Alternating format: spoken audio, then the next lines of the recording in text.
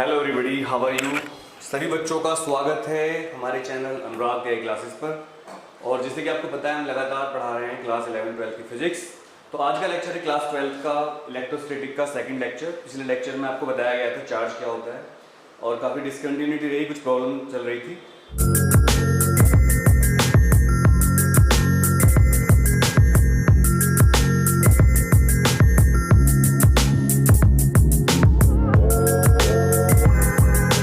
और बच्चों एक बात मैं बताना चाहता हूँ लेक्चर से पहले ही आपको कि हर लेक्चर के जो डिस्क्रिप्शन होता है उसके नीचे आपको एक लिंक मिलेगा जहाँ से आप उसी चैप्टर के नोट्स डाउनलोड कर सकते हो जिस चैप्टर के लेक्चर चल रहे हैं। अब जैसे लेक्चर आप देखोगे तो इसके डिस्क्रिप्शन में आपको पूरे इलेक्ट्रोस्टैटिक के नोट्स मिल जाएंगे दोस्तों। तो चलिए शुरू करते हैं आपका आज का लेक्चर। कूलम्ब्स लॉ क्या होता है इसको पढ़ेंगे, इसकी वेक्टर फॉर्म क्या होती है, इसके जो परमिटिविटी कांस्टेंट होता है वो क्या होता है, वेक्टर फॉर्म का हमें क्या फायदा, हम क्यों पढ़ते हैं, इसके अलावा 1 कूलम्ब क्या होता है, इसके अलावा जो कूलम्ब्स लॉ होता है उस पर किस किस तरह के न्यूमेरिकल बन सकते हैं। तो मजेदार लेक्चर होने वाला है, पूरा लेक्चर देखिएगा, ठीक है दोस्तों। सबसे पहले बात करेंगे चार्ज। आप पढ़ चुके हो, अगर आपने इससे पहले का लेक्चर नहीं पढ़ा है चार्ज का कि चार्ज क्या होता है तो आपसे रिक्वेस्ट है कि वो लेक्चर आप जरूर पढ़ लें। व्हाट इज चार्ज, वो पूरा एक पहला लेक्चर है जिसके आपको मिल जाएगा डिस्क्रिप्शन में। तो कूलम्ब्स लॉ की अगर बात करें, कूलम्ब्स लॉ सबसे पहली जो बात होती है वो कूलम्ब्स लॉ की बात होती है, कूलम्ब्स लॉ। और अगर हिंदी का कोई बच्चा पढ़ रहा है तो आप ध्यान दीजिए कि कूलम्ब्स लॉ को हिंदी में कहते हैं कूलाम का नियम।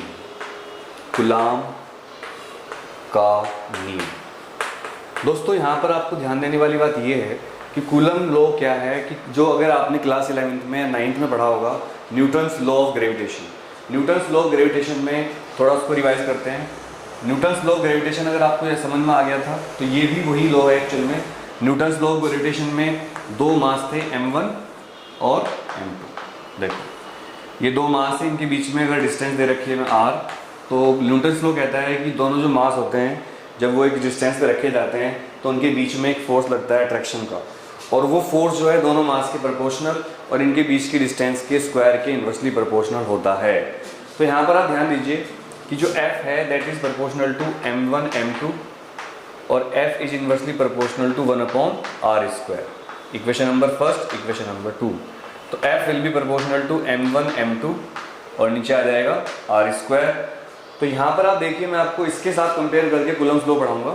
जब इसको हम यहाँ पर लिखते हैं तो एक कांस्टेंट आता है, ये आप ध्यान रखिए, जब भी हम प्रोपोर्शनलिटी का साइन हटाएंगे तो एक कांस्टेंट हमें लगाना पड़ेगा। वो कांस्टेंट यहाँ पर कौन है, g, यूनिवर्सल ग्रेविटेशनल कांस्टेंट कहते हैं इसको। इसकी वैल्यू अगर आपको पता हो तो आप कमेंट करके बता दीजिएगा।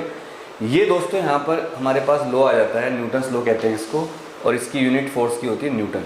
ये आप सबको पता होगा, 9th क्लास से आप इसको पढ़ना शुरू कर देते हो और फिर 11th में दोबारा पढ़ते हो, और 12th में मैं इसको क्यों बता रहा हूँ उसका रीज़न ये है कि न्यूटन्स लॉ को ही फॉलो करते हुए कूलम्ब्स लॉ को बनाया गया है। अब आप मुझे कमेंट करके बताना कि न्यूटन लॉ पहले डिस्कवर हुआ या फिर कूलम्ब लॉ पहले डिस्कवर हुआ।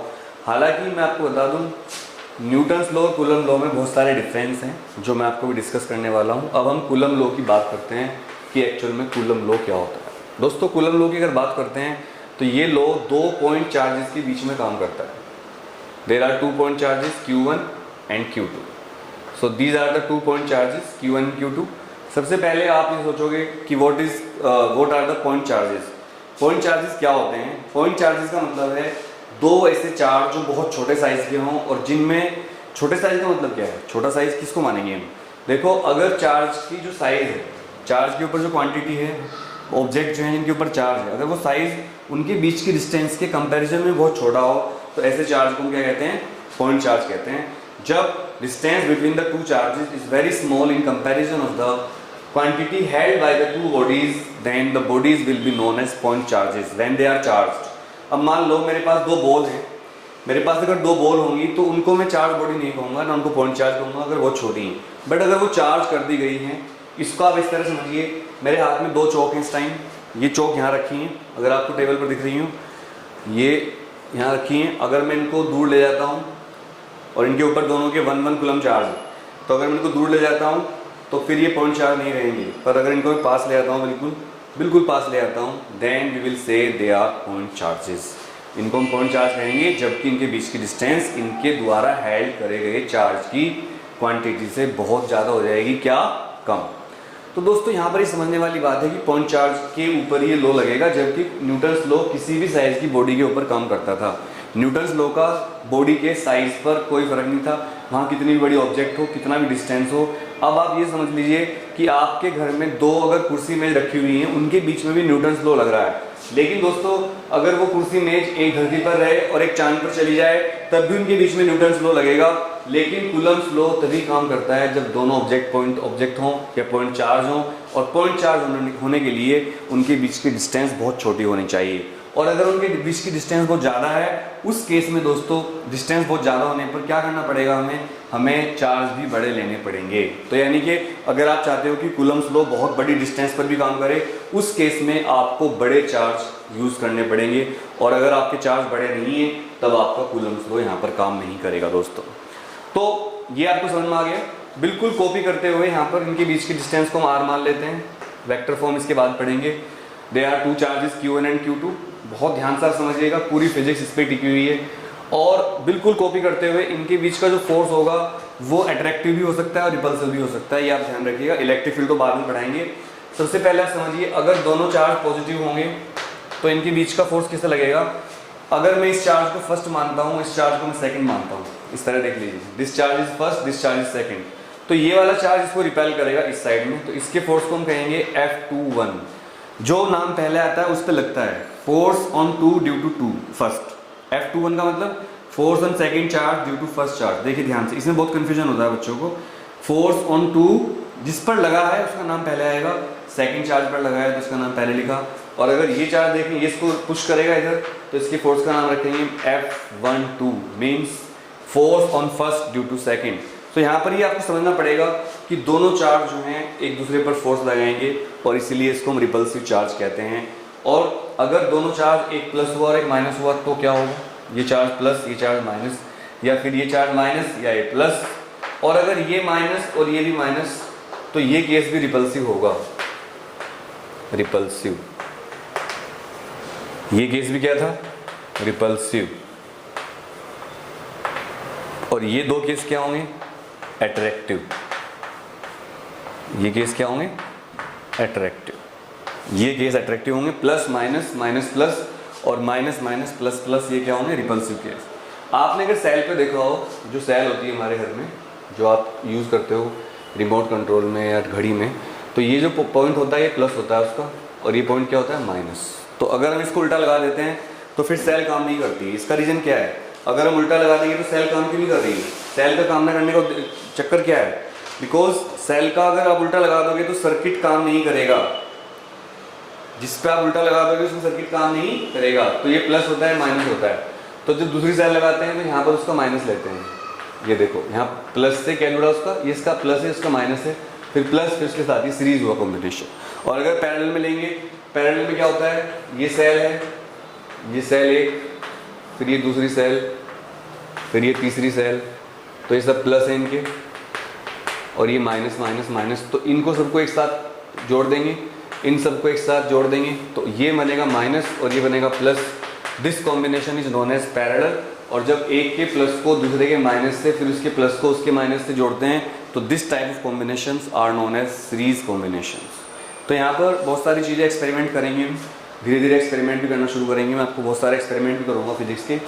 I think this will be the only channel of YouTube जिसमें आपको फिजिक्स के एक्सपेरिमेंट भी करवाए जाएंगे पढ़ाने के साथ साथ। दोस्तों बस एक चीज़ की ज़रूरत है, कोई पैसे नहीं, सब कुछ फ्री, आपको सिर्फ हमें सपोर्ट करना है। जो भी वीडियो आप देखते हैं उसको आप शेयर करिए अपने दोस्तों को, जो पढ़ने वाले बच्चे हैं उनको फ़ायदा होगा।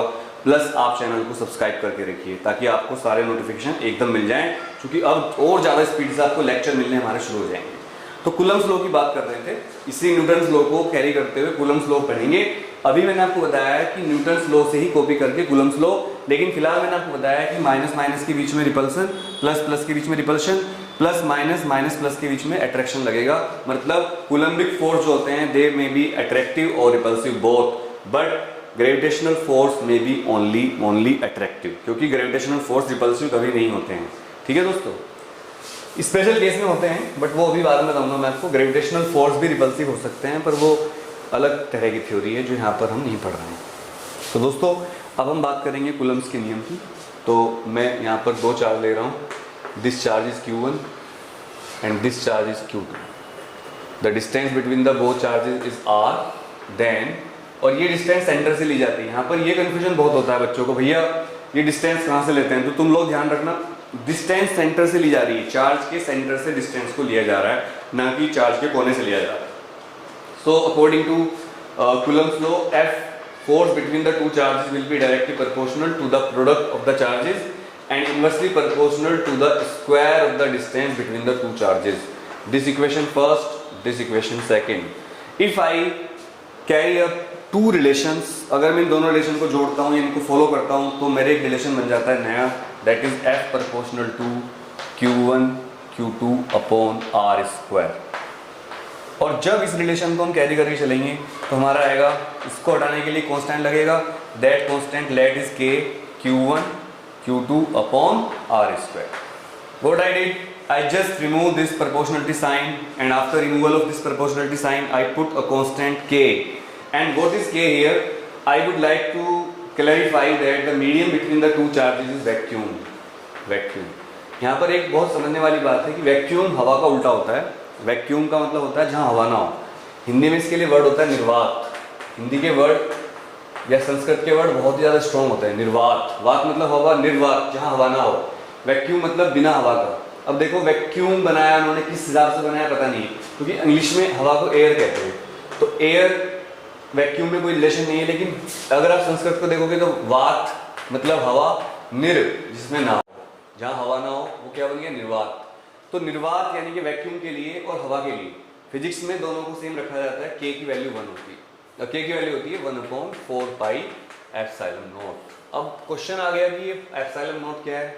एप्सिलॉन नॉट का मतलब है परमिटिविटी ऑफ मीडियम, और यहाँ पर मीडियम कौन है, फ्री स्पेस, तो यहाँ लिखेंगे परमिटिविटी ऑफ फ्री स्पेस. और इसकी वैल्यू होती है, इसकी वैल्यू ध्यान रखिएगा, एप्सिलॉन नॉट की वैल्यू होती है 8.85 इंटू 10⁻². अभी थोड़ी देर बाद इसकी यूनिट और डायमेंशन निकाल कर दिखाऊंगा मैं आपको. फिलहाल मैंने इसको बॉक्स कर दिया है. एप्सिलॉन नॉट की यूनिट एंड डायमेंशन निकाल कर दिखाऊंगा. तो दोस्तों अगर मैं ये वैल्यू के की यहाँ रख देता हूँ तो क्या आता है, फिर के की वैल्यू रखने पर आता है हमारे पास 1/4 pi epsilon naught Q1 Q2 upon R square. देखो ये देख लीजिए 1/4 pi epsilon naught Q1 Q2 upon R square. तो अब ये कूलम्स लॉ हो गया, न्यूटन यूनिट होगी इसकी. अब हम देखिए, मैं आपको दिखा रहा हूँ क्लियर, और आपको समझ में भी आ रहा होगा कि जो न्यूटन लॉ था उसी को हूबहू कॉपी करते हुए कूलम्स लॉ बनाया गया है.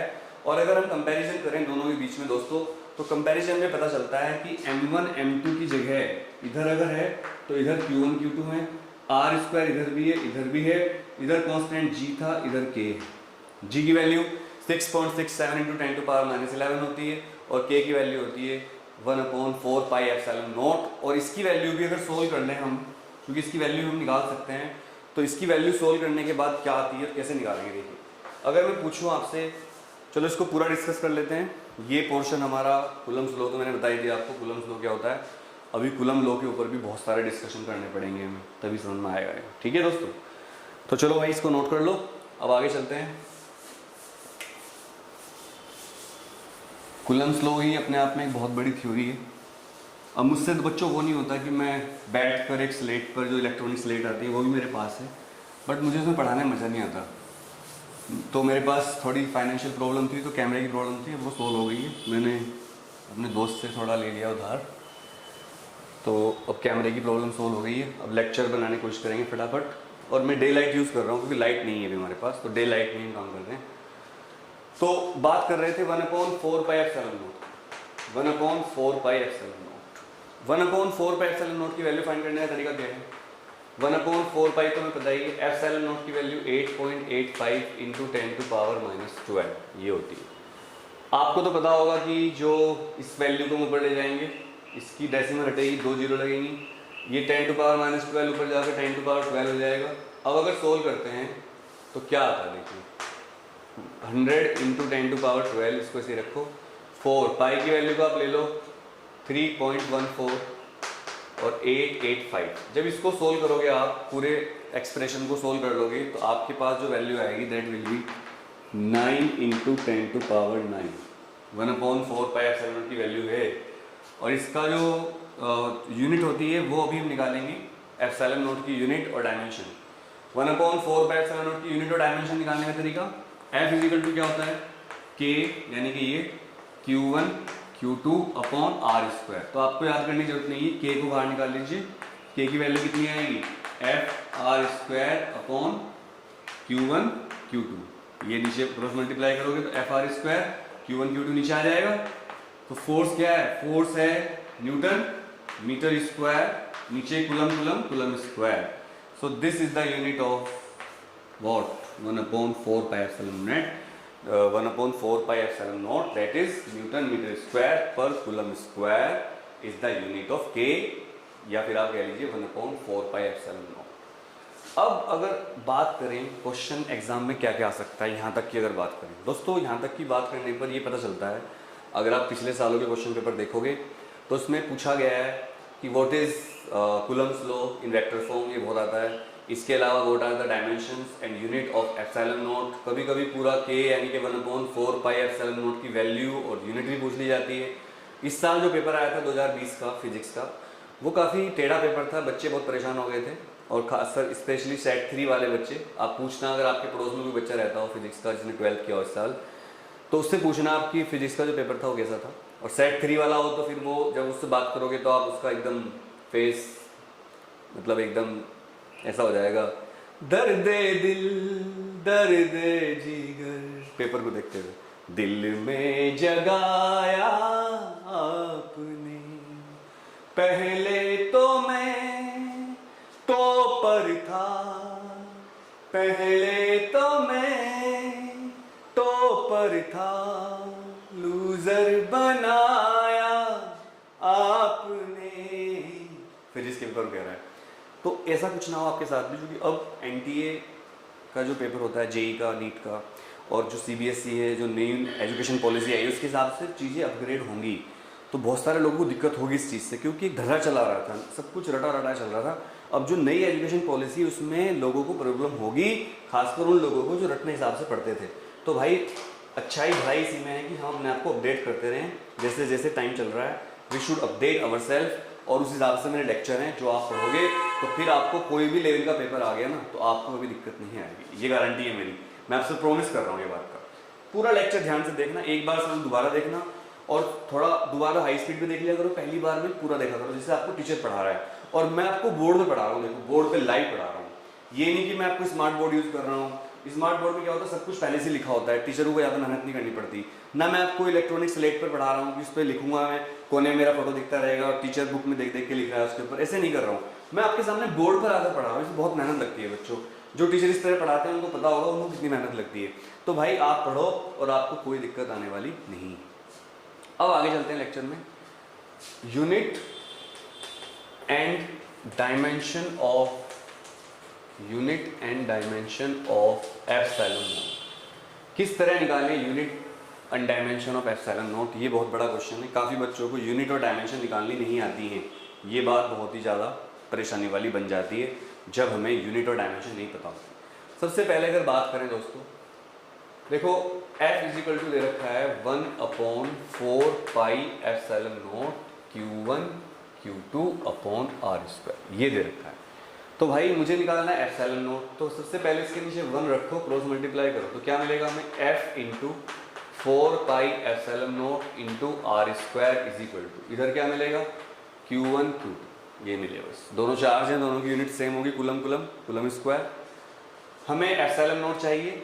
इसमें देखो यूनिट निकालने में इसको कोई फ़ायदा नहीं है 4 पाई का, ना तो ये 4 पाई एक नंबर है तो ये ना तो ये यूनिट में हेल्प करेगा ना ही ये डायमेंशन में हेल्प करेगा, तो इसको हम छोड़ देंगे, ये हमारे किसी काम का नहीं है।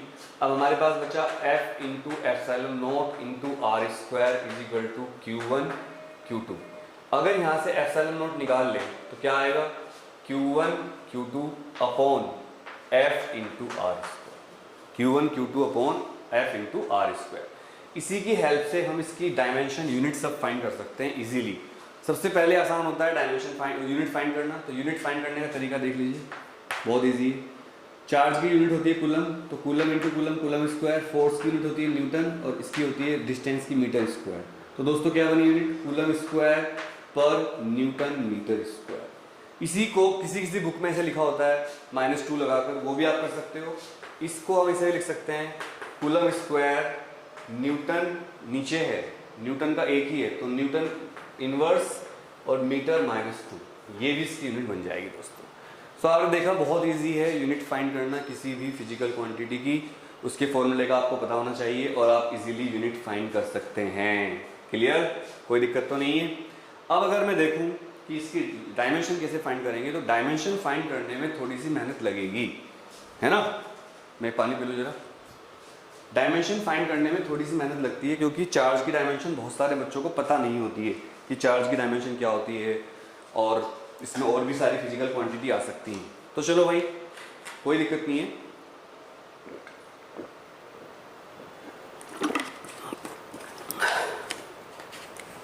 सीख लेते हैं, बहुत आसान है।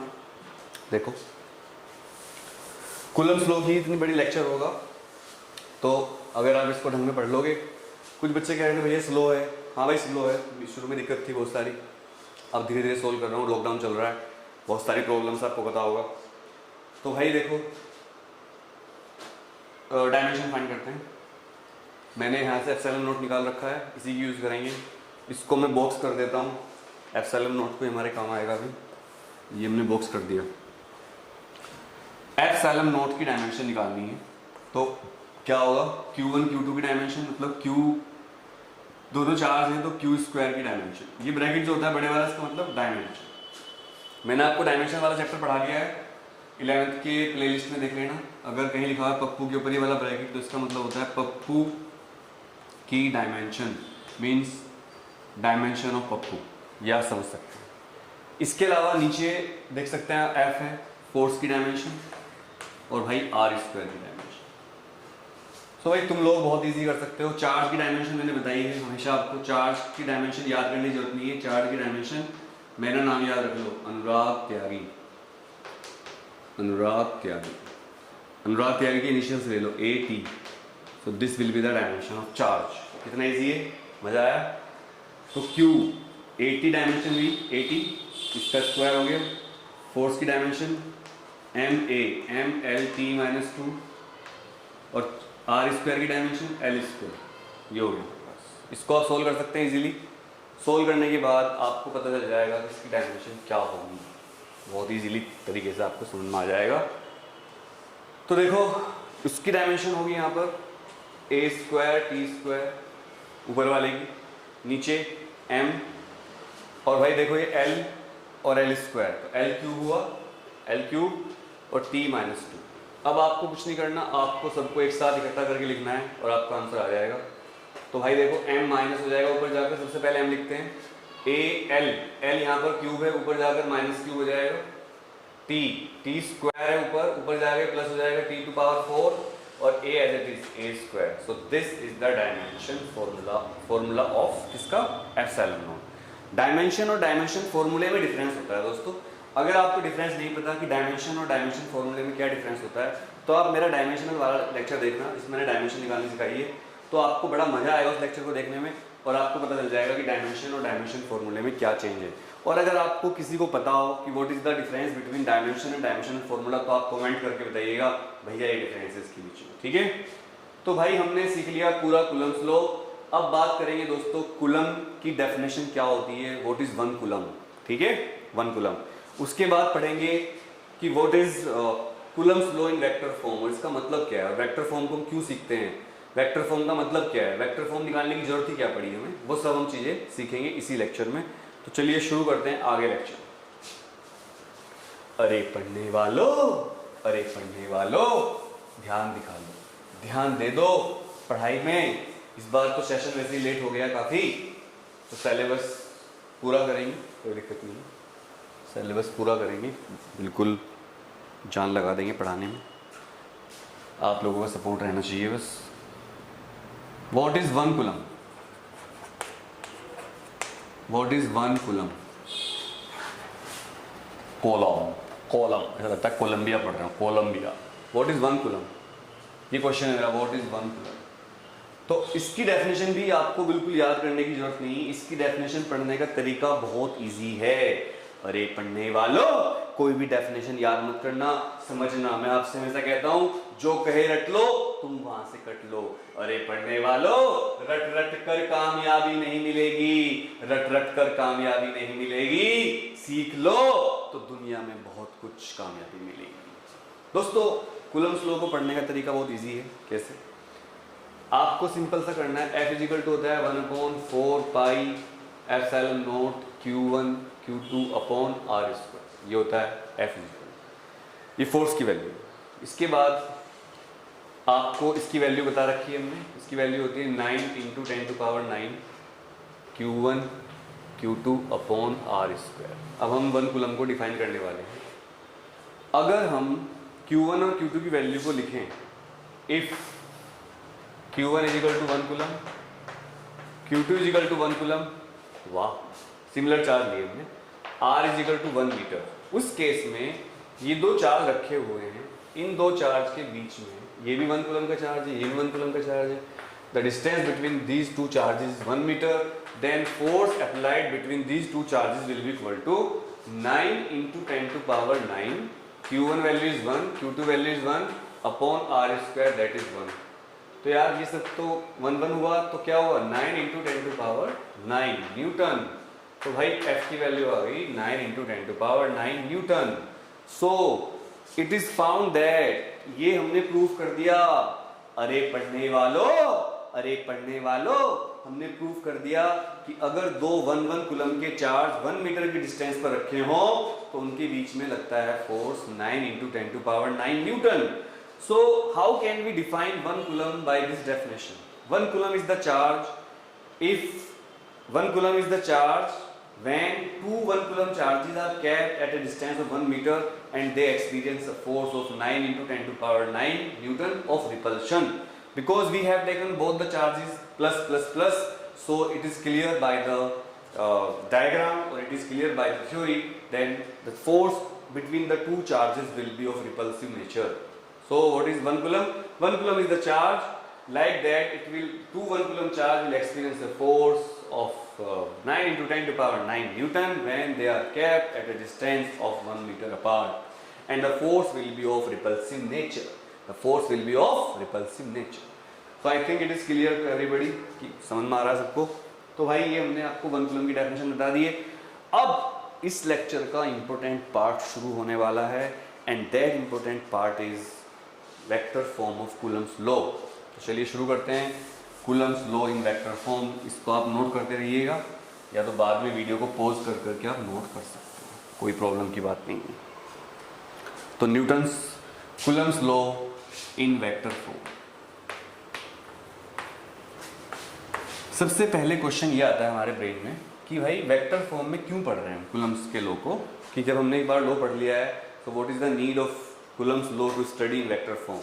So answer is, since force is a vector quantity, force is a vector quantity, the unit is Newton, so it is very necessary to study Coulomb's law in vector form. It is clear to everybody? तुम लोगों के दिमाग में बात clear होनी चाहिए कि चूंकि Coulomb's जो है एक फोर्स को बताता है Coulomb's law, और फोर्स एक वेक्टर क्वांटिटी है, इसलिए Coulomb's law को वेक्टर फॉर्म में सीखना जरूरी है। ठीक है बच्चों? तो चलो, let us suppose there are two charges, this charge is Q1, there are 2 point charges, this charge is Q2, Q1 Q2. The charge Q1 will apply a force, a repulsive force on charge Q2, and this force will be represented by F21. F21 means charge on 2 due to first charge, जिस पर लगता है उसका नाम पहले लिखा जाता है। मुझे बच्चों ने बताया कि भैया कुछ यूट्यूबर कह रहे हैं कि ये फिक्स नहीं होता, कुछ भी लिख देते हैं, कुछ भी लिख सकते हैं। ऐसा नहीं है दोस्तों, जिस पर लगा है वो पहले लिखा जाएगा, जिस पर लगा है वो पहले लिखा जाएगा। देखो यहाँ पर सेकंड चार्ज पर लिखा है, तो सेकंड चार्ज F21 मैंने पहले लिखा है। ये वाला जो चार्ज है Q2, ये इसको रिपेल करेगा जिस फोर्स से, उसको हम लिखेंगे F12, बिकॉज ऑफ ये जो चार्ज, ये फोर्स है ये Q1 पर लगा हुआ है, तो Q1 पर लगा हुआ है, इसलिए इसका जो नोटेशन है पहले लिखा जाएगा। तो ये आप ध्यान दीजिए, ये कोई वो नहीं है कि इसको कोई कुछ भी लिख सकता है, ये फिक्स है दोस्तों, इंटरनेशनल साइंस सोसाइटी के द्वारा फिक्स किया गया है। जिस पर लगेगा उसका नाम पहले लिखा जाएगा। तो अगर किसी भी वीडियो में या किसी टीचर ने आपको बताया कि ये फिक्स नहीं है, तो आप समझ लीजिए वो गलत है।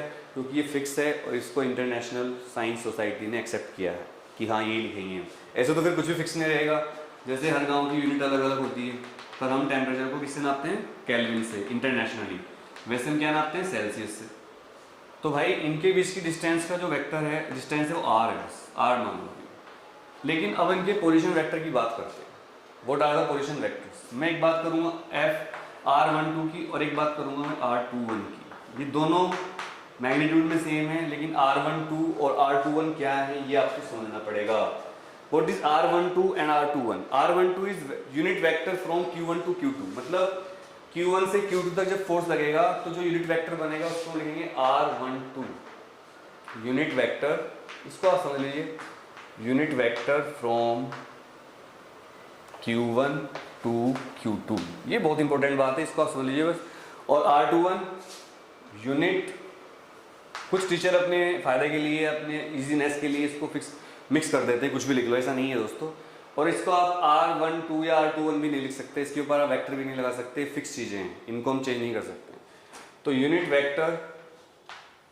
Vector of from Q2 to, या ऐसे वेक्टर लगा देते हैं Q2 टू Q1। तो दो हमारे पास आ गई है value, unit vector from Q2 to Q1 और unit vector from Q1 to Q2। ये दो नोटेशन आपको याद रखनी पड़ेंगी।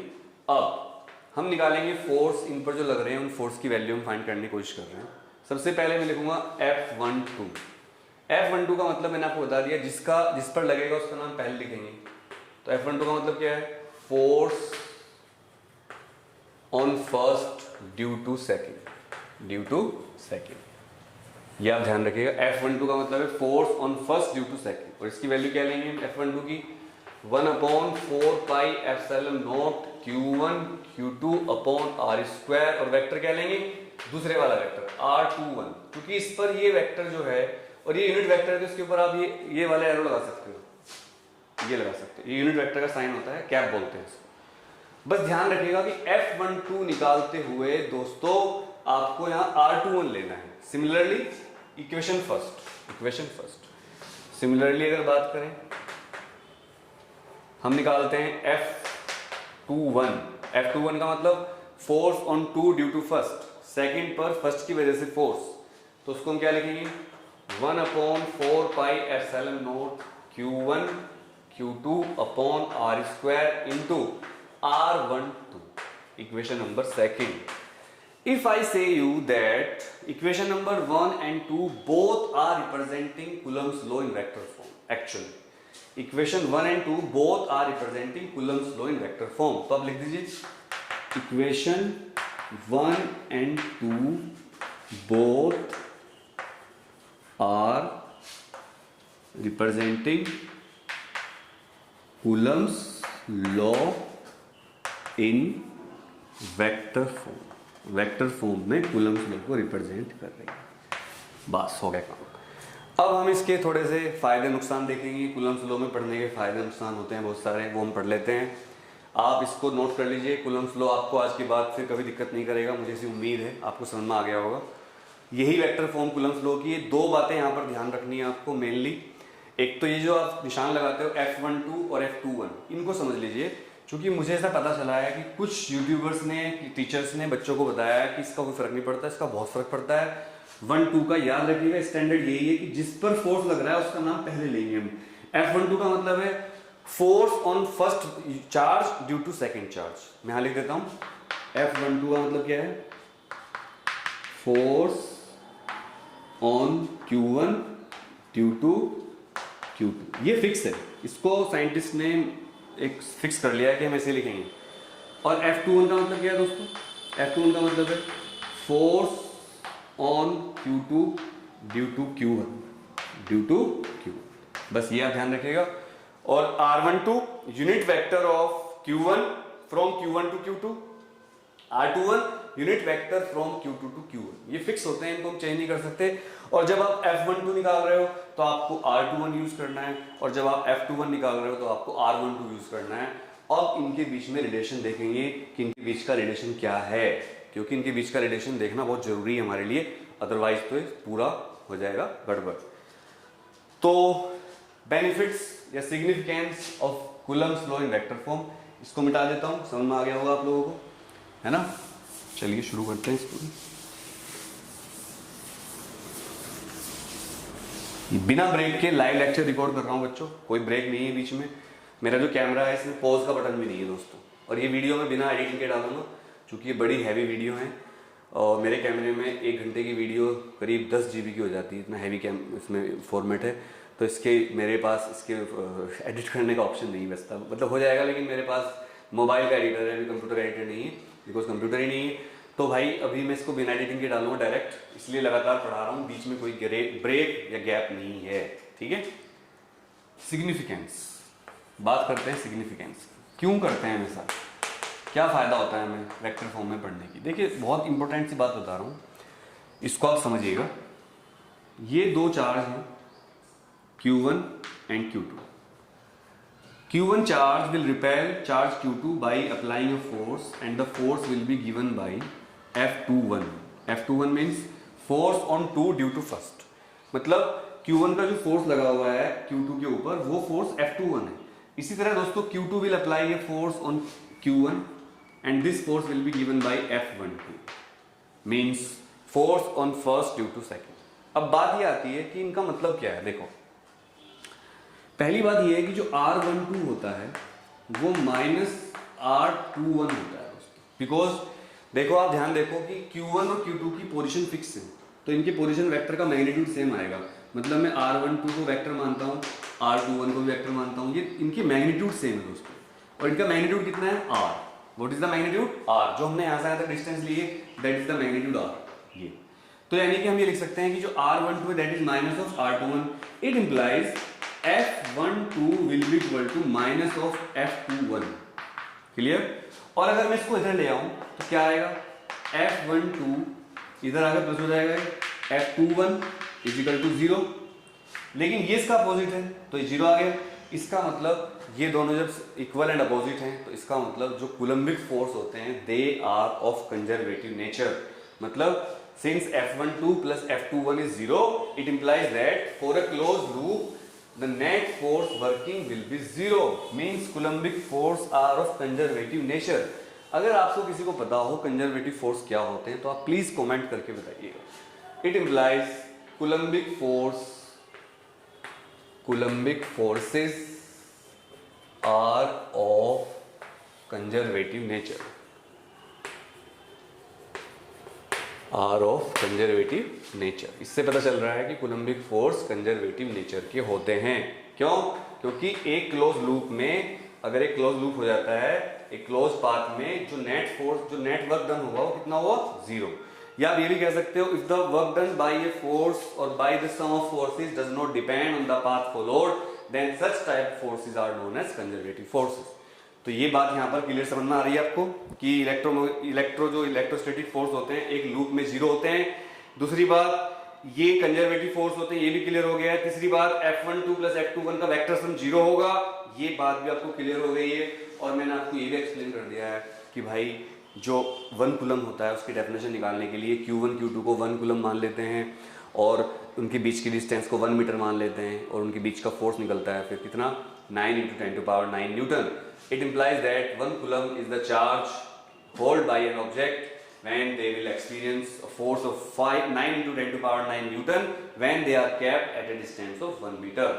एक कूलम के चार्ज अगर 1 मीटर की डिस्टेंस पर रखे हो तो उस टाइम अगर वो 9 × 10⁹ न्यूटन का फोर्स फील कर रहे हो रिपल्सिव, तो समझ लो चार्ज कितने के हैं, 1 कूलम के चार्ज। ये मैंने आपको बताया है कूलम क्या होता है, कूलम लॉ क्या होता है, कूलम वेक्टर लॉ में क्या होता है, वेक्टर फॉर्म क्या है इसकी, कंजर्वेशन ऑफ चार्ज का मतलब क्या है, और इससे पहले चार्ज क्या होता है ये लेक्चर आपको ऑलरेडी हम पढ़ा चुके हैं। इस लेक्चर को आप डिस्क्रिप्शन से देख सकते हो।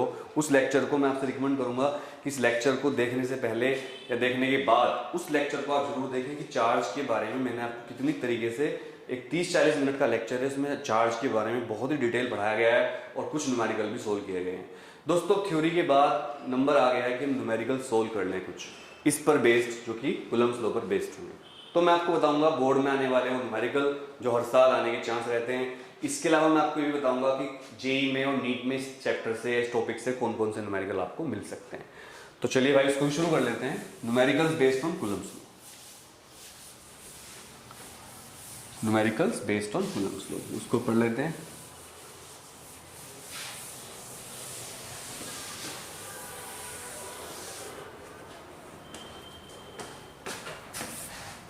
न्यूमेरिकल्स, शुरुआत करते हैं बेसिक न्यूमेरिकल से।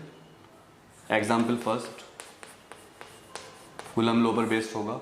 एग्जाम्पल फर्स्ट, सिंपल क्वेश्चन है कि अगर दो चार्ज रखे हों, बीच में एक चार्ज है 9 माइक्रोकूलम और एक चार्ज है 12 microcoulomb and the distance between them is 1 metre, so find the force between them. और उस फोर्स की